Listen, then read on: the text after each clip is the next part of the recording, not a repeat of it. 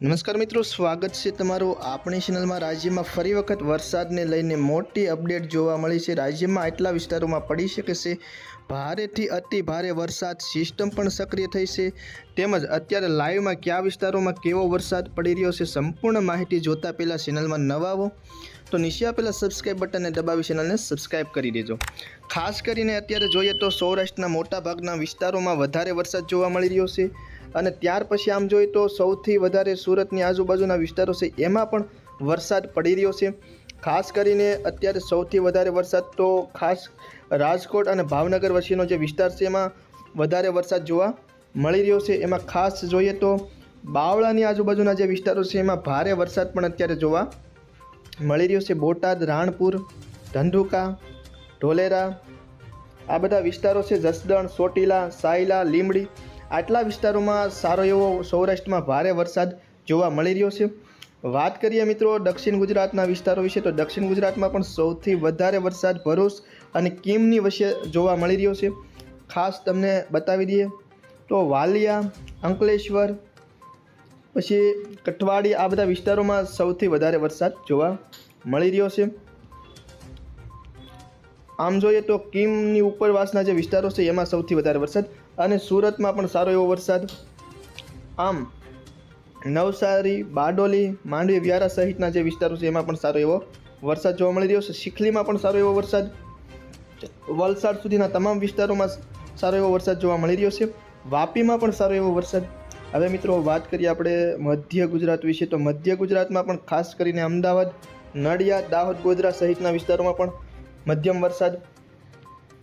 કચ્છ જિલ્લાની વાત કરીએ તો કચ્છ જિલ્લામાં ક્યાંક ને ક્યાંક હળવોથી મધ્યમ વરસાદ, ગાંધીધામની આજુબાજુના વિસ્તારોમાં ક્યાંક ને ક્યાંક હળવો વરસાદ અને મધ્યમ વરસાદ, રાપરની આજુબાજુના વિસ્તારોમાં, ભુજ અને જે બીજા વિસ્તારો છે ખાસ નલિયા આ બધા વિસ્તારોમાં ક્યાંક ને ક્યાંક હળવો વરસાદ, બાકી ગાંધીધામ અને રાપરની એ બધા વિસ્તારોમાં મધ્યમ વરસાદ જોવા મળી રહ્યો છે।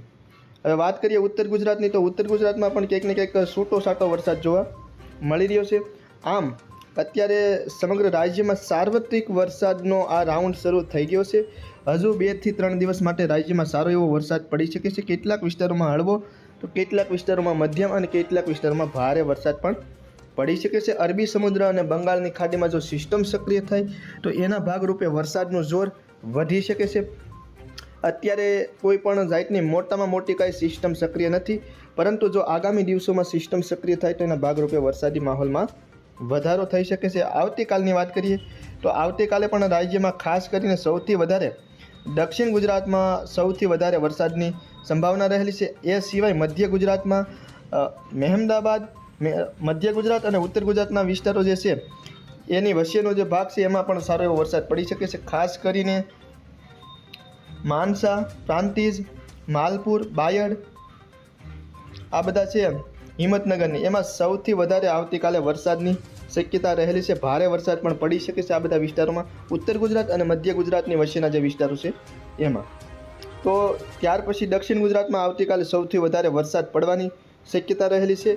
સુરત, વડોદરાથી લઈ અને છેક વાપી સુધીના જે વિસ્તારો છે એ બધા આખા દક્ષિણ ગુજરાતમાં સૌથી વધારે વરસાદ પડી શકે છે, અને સૌથી વધારે ઉત્તર ગુજરાત અને મધ્ય ગુજરાતની વચ્ચેનો જે આ ભાગ છે એમાં, અને ત્યાર પછી સાર્વત્રિક જોઈએ વધારેમાં વધારે તો દક્ષિણ ગુજરાતમાં આવતીકાલે।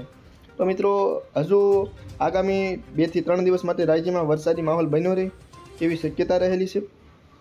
24 તારીખ સુધી વરસાદી માહોલ બન્યો રહેશે રાજ્યમાં તેવી પૂરેપૂરી સંભાવના રહેલી છે। 25 તારીખની વાત કરીએ તો 25 તારીખે ખાસ ઉત્તર ગુજરાતમાં વરસાદી માહોલ ધીમે ધીમે જોવા મળશે। ઉત્તર ગુજરાતમાં ખાસ કરીને ડીસાની આજુબાજુના જે વિસ્તારો છે એમાં 24-25માં વરસાદી માહોલ જોવા મળી શકે છે। આમ 25 તારીખ સુધી રાજ્યમાં વરસાદી માહોલ બન્યો રહે તેવી શક્યતા રહેલી છે। ત્યાર પછી ધીમે ધીમે આગળ વરસાદી માહોલ વધતો જશે, અને આમ જોઈએ તો વધતો જે આ વરસાદી માહોલ છે તે રાજસ્થાનના જોધપુર આજુબાજુ 25 તારીખ પછી બને તેવી પણ શક્યતા રહેલી છે। આ જે ઘેરાવો જોવા મળી રહ્યો છે તે ભીનમાલની આજુબાજુના જે વિસ્તારો છે, બારમેર ને બાલોતરા આ બધા રાજસ્થાનના વિસ્તારો છે। આ બધા વિસ્તારોમાં 25 તારીખના રોજ વરસાદી માહોલમાં વધારો થઈ શકે છે। બાકી તો 25 તારીખના રોજ ઉત્તર ગુજરાત અને તે સિવાય વાત કરીએ તો દક્ષિણ ગુજરાતમાં મધ્યમ વરસાદ, બાકી સૌરાષ્ટ્ર, મધ્ય ગુજરાત અને કચ્છ જિલ્લામાં હળવો વરસાદ 24-25માં પડી શકે છે. આમ હજી મિત્રો સાર્વત્રિક વરસાદ રાજ્યમાં 25 તારીખ સુધી પડી શકે છે. તો વિડીયો ગમ્યો હોય તો ચેનલને સબસ્ક્રાઈબ કરજો, વિડીયોને લાઇક કરજો અને વિડીયોને શેર કરજો.